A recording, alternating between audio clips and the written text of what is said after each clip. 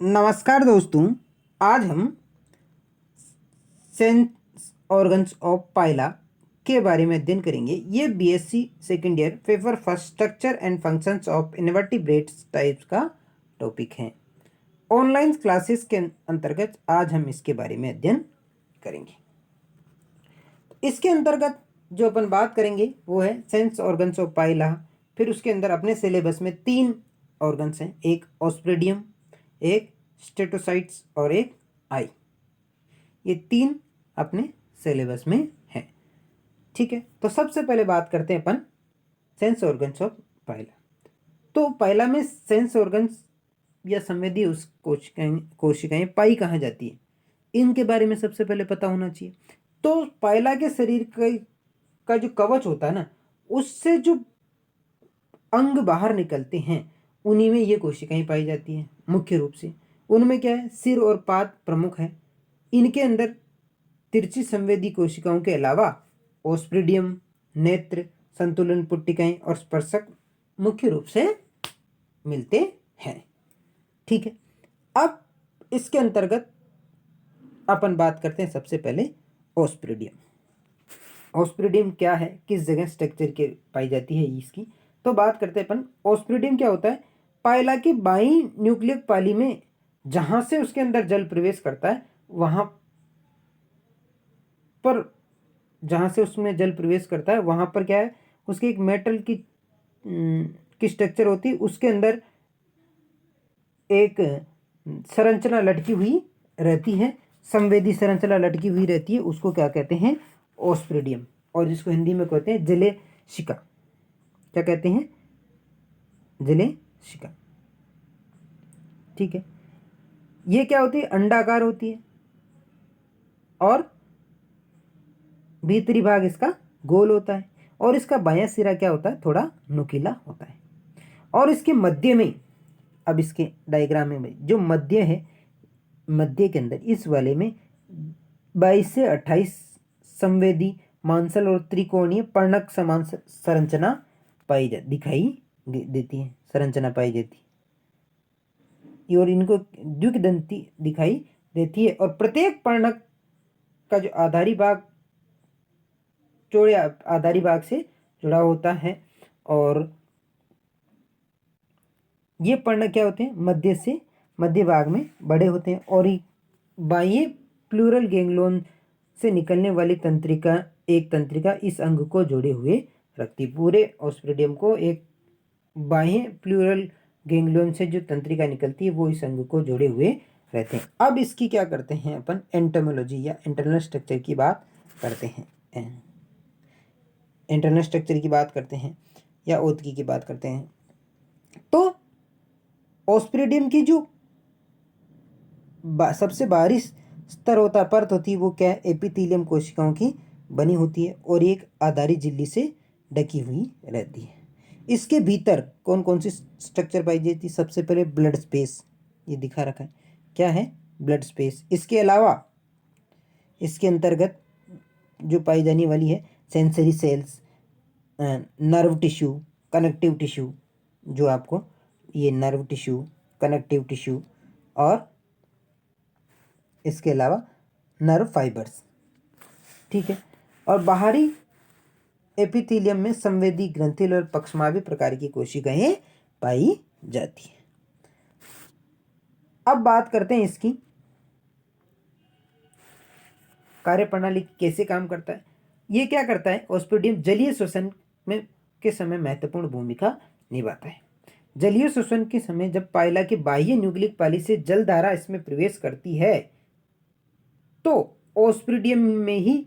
ऑस्प्रिडियम ही जलपथ में सर्वप्रथम जल के संपर्क में आता है।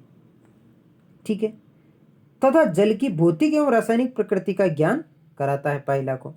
इसी वजह से इस ऑस्प्रिडियम को क्या कहते हैं, घ्राणेंद्रिय या सूंघने वाला अंग भी कहते हैं। जब जल प्राणी के श्वसन योग्य नहीं होता, उस कंडीशन में यह क्या करता है कि उसको सूचना देता है, किसको, न्यूक्लियक पाली को, कौन, ऑस्प्रिडियम, जिससे क्या जल का प्रवाह शरीर में रुक जाता है। ठीक है, साथ ही एक बात आपको और बताते हैं, ऑस्प्रिडियम एक यूनानी शब्द है जिसका अर्थ ही क्या होता है, सूंघना। क्या होता है, सूंघना। ठीक है, ये तो हो गई ओस्प्रिडियम की बात। अब अपन बात करते हैं नेक्स्ट सिस्टोसाइट्स के बारे में। संतुलन पट्टिका या संतुलन पट्टिकाएं। पाइला में पेडल गैंग्लियन के पश्चिम और बाहरी भाग में पाद के दोनों ओर गर्त में एक एक संतुलन पट्टिकाएं पाई जाती, जो क्रीमी कलर की होती है। और ये क्या करती है, ये पट्टिका क्या करती है, सेरेब्रल और पेडल गैंग्लियन को जोड़े हुए रखती है, या उससे जुड़ी, सॉरी, उन दोनों से जुड़ी हुई होती है। ये खोखली संरचना होती है, हाँ, और इसकी आंतरिक भित्ति होती है वो एक्टोडर्मी कोशिकाओं की बनी होती है। बीच की जो गुहा होती है उसके अंदर द्रव भरा हुआ रहता है, ठीक, कैप्सूल के समान होती है, सॉरी, और बीच की जो गुहा होती है उसके अंदर क्या होता है, द्रव भरा हुआ होता है। और उसी के अंदर असंख्य क्या होते हैं, कैल्सी कैरियर कण होते हैं। ये क्या है, असंख्य कैल्सी कैरियस कण है, जो क्या कहलाते हैं, यहाँ थोड़ा सा गलत प्रिंट है, ये कहलाते हैं स्टेटोकोर्निया। क्या कहलाते हैं, स्टेटोकोर्निया। ठीक है, ये तो होगी इसकी बात। अब और इसका क्या कार्य है, ये क्या संतुलन बनाए रखने का कार्य करते हैं। इसी अतः इसे क्या कहते हैं, संतुलन अंग या इक्विलिब्रियम ऑर्गन भी कहते हैं। अब बात करते हैं अपन आइज के बारे में। किसके बारे में, आइज के बारे में। तो पायला के शरीर में दूसरी जोड़ी टेंटल्स के पीछे एक छोटे मांसल जो व्रंत होता है जिससे कहते हैं नेत्रदर, और इन नेत्रद्रों पर एक एक छोटा नेत्र स्थित होता है। इस प्रकार एक जोड़ी नेत्र पायला में नेत्र ध्रुव पर पाए जाते हैं। पहली बात तो नेत्र कहाँ पाए जाते हैं, नेत्र ध्रुव पर, ओमेटोपोर पर। किस पे, ओमेटोपोर्स पर पाए जाते हैं। ठीक है, अब बात करते हैं अपन, प्रत्येक नेत्र क्या होता है, एक खोखले प्याले नुमा। ये देखो आपको इसके डायग्राम में, प्रत्येक नेत्र क्या होता है, एक खोखले प्याले नुमा। ये जो स्ट्रक्चर है ये क्या है, खोखला प्याले नुमा, प्याले के समान एपिडर्मिस कोशिकाओं से बने ग्रत के रूप में नेत्रधर के शीर्ष पर पाए जाते हैं। और इस प्याले नुमा स्ट्रक्चर को कहते हैं ऑप्टिक वेसल्स। ऑप्टिक वेसल्स क्या कहते हैं, ऑप्टिक वेसल्स। ठीक है,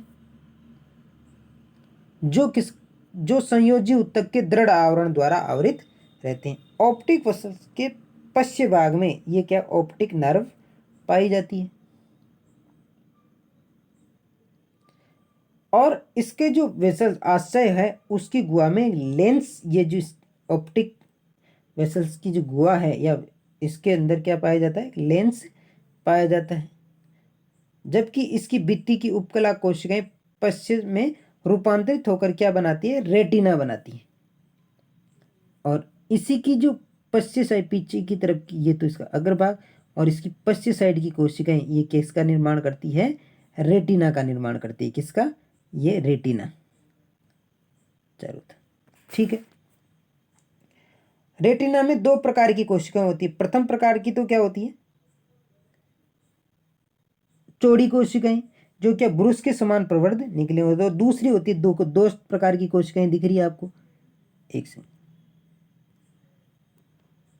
दो प्रकार की, एक तो ब्रुश के समान और दूसरी सक्रिय और गोल टाइप की, जिनको पैकिंग सेल्स कहते हैं। दूसरी क्या कहते हैं, पैकिंग सेल। और दृष्टि कोशिकाओं के मध्य तिरछी स्थित होती है। अब ऑप्टिक वेसल्स की उपकला अग्रभाग में ऊपर की तरफ, ठीक है, अग्रभाग में पारदर्शी होकर क्या बनाती है, इंटर कोर्निया बनाती है। क्या बनाती है, इंटरकोर्निया। ये वाला अग्रभाग में जो इसकी ऑप्टिक वेसल्स की जो कोशिकाएं हैं वो अग्रभाग में पारदर्शी होकर क्या बनाती है, इंटर कोर्निया। ठीक है, ये क्लियर। और जिसे कहते हैं, एक और नाम है इसका पेलुसुडा इंटरना। क्या कहते हैं? पेलुसुडा इंटरना। इसी तरीके से नेत्र दर की बाहरी उपकला जो नेत्र पर आवृत रहती है, ये नेत्र दर है, और इसकी बाहरी उपकला क्या बनाती है? आउटर कोर्निया बनाती है। क्या बनाती है? ये पूरा नेत्र दर है, ठीक है, ये पूरा नेत्र दर है, और ये क्या बनाती है? आउटर कोर्निया बनाती है, ठीक है। ये कोशिकाएं आयताकार हैं, आयताकार आपको दिख ही रही है, और ये असंवेदी होती है, ठीक है, और इनमें कोशिका द्रव्य सममांगी होता है। ये तो हो गई इसकी बात। अब बात करते हैं अपन नेत्र का क्या काम है इसके अंदर। तो नेत्रों की सुस्पष्ट रचना होने पर भी पाइला क्या है? प्रकाश के प्रति तीव्रता, प्रकाश की तीव्रता में होने वाले परिवर्तनों का अनुभव कर सकते हैं। नेत्र की सुस्पष्ट संरचना होने पर भी पाइला क्या करता है? प्रकाश की तीव्रता में होने वाले परिवर्तन का ही अनुभव कर सकता है। केवल क्या? तीव्रता में होने वाले परिवर्तनों का ही अनुभव कर सकता है। यह तेजी से होने वाली गतिविधियों को जान सकता है। मंद प्रकाश में कार्य करने हेतु अनुकूलित पाइला की आंखें रीजनरेशन की क्रिया भी प्रदर्शित करती है, ठीक है। इस तरीके से अपन ने इसकी आइज के बारे में चर्चा करी। तो आज अपन ने जो बात करी वो शुरू से वापस अपने सिलेबस में कि 3 चीज़ें हैं पाइला के सेंस ऑर्गन में। एक ऑस्प्रिडियम, जिसके बारे में अपन ने चर्चा करी, ठीक है। दूसरा स्टेटोसाइट, जो क्या है? पेडल गैंग्लियन में पाए जाते हैं, ठीक है। और तीसरा अंतिम नेत्र के बारे में, जो किस में पाए जाते हैं? नेत्र दर के शीर्ष पर पाई जाने, नेत्र दर की एपिडर्मिस के शीर्ष पर गर्त के अंदर पाई जाने वाली संरचना होती है। और ये क्या कराती? केवल प्रकाश की तीव्रता में होने वाले परिवर्तनों का ही अनुभव कराती है, ठीक है। धन्यवाद। आशा करते हैं आपको ये टॉपिक समझ आया होगा। नेक्स्ट क्लास में अपन पेलिमोन के संवेदी अंगों के बारे में अध्ययन करेंगे, ठीक है। और